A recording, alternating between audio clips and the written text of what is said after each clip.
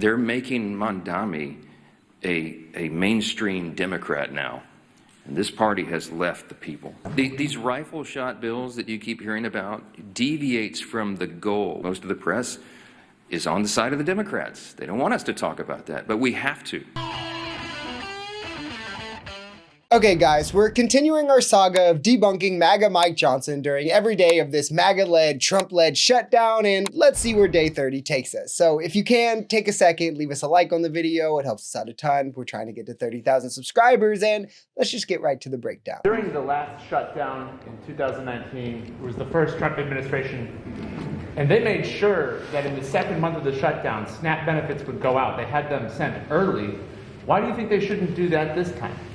Well, the president, this administration has done exactly what he did in the first term, and that is bend over backwards to make sure that we mitigate the harm. We explained here yesterday that any administration in a shutdown scenario has figuratively a control panel of pain dials.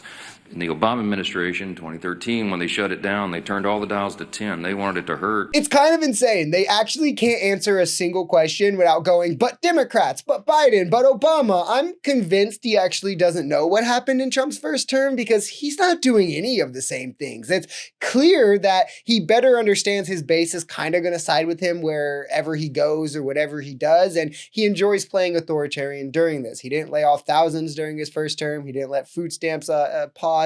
And now he's sending $40 billion to Argentina, no congressional approval, no problem. But when it comes to food stamp, there's nothing he can do. He did it in his first term, though. Again, at least now he can't lie. America first has always meant wealthy Americans first, as oil CEO subsidies aren't getting touched, Elon subsidies aren't getting touched, contractors aren't getting touched, the tax cuts for the rich aren't getting touched, but thousands are getting laid off in the middle class, and food stamps paused. But yeah, guys, it was definitely Obama who wanted the cruelty, not Trump. Would you be willing to fund part of the government for the full year, as some of the senators are discussing, without a CR to open them? These rifle shot bills that you keep hearing about deviates from the goal. We have one singular purpose, and that is to reopen and fund the entire government.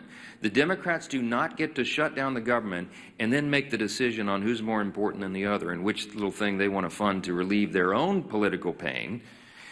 We have one purpose, and that is turn this thing back on. And all those other efforts are deviations, and it's political games. No, the real reason they don't want to bring the House back for independent measures is because that would include having to swear in ad litem, which would mean they'd then have a tie-breaking vote for releasing the Epstein files. But guys, MAGA is espousing it to you themselves. You should believe it when they say it, right? They see this as a game that they either win or lose politically. They don't care about your pain. They don't care how many Americans are suffering, the fact 40 million are about to go without food stamps, veterans, moms, those on Social Security are in the lines of food banks. They care about getting their agenda, their political partisan agenda pushed through without compromise, and will let whoever they have to suffer to do it. They'll make sure the groups that they care about are good, right? The wealthy, the corporations, Argentina, but then, you know, those little ones they don't care as much about, you're left out to dry. They're making Mondami a mainstream Democrat now,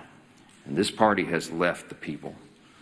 Of course, the press wants us to ignore Mondani. Here it's an embarrassment because most of the press is on the side of the Democrats. They don't want us to talk about that, but we have to.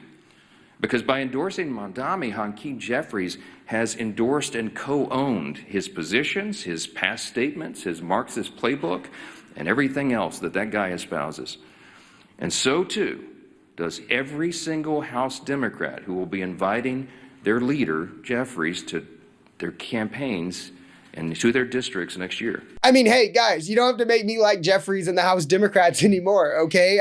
I wish that they were more like Mamdani. Let's get that clear. But no, I have to point this out again. This is the right doing identity politics. The thing they try to pretend the left is always doing, which, as we've discussed numerous times, is just them getting angry at the left, giving minorities a safe space to be themselves, where the right has long had a monopoly on otherizing the identity of minorities, where now with Mamdani, they're like, he's in the DSA, which means he's a Marxist, which means everyone who endorses him is a Marxist. And by extension, everyone who supports anyone who endorses him is a Marxist. Remember, these people will say they support Trump, but they don't support everything he says and does. But if you support anyone on the left, you support and endorse everything they do, and therefore they're all radical.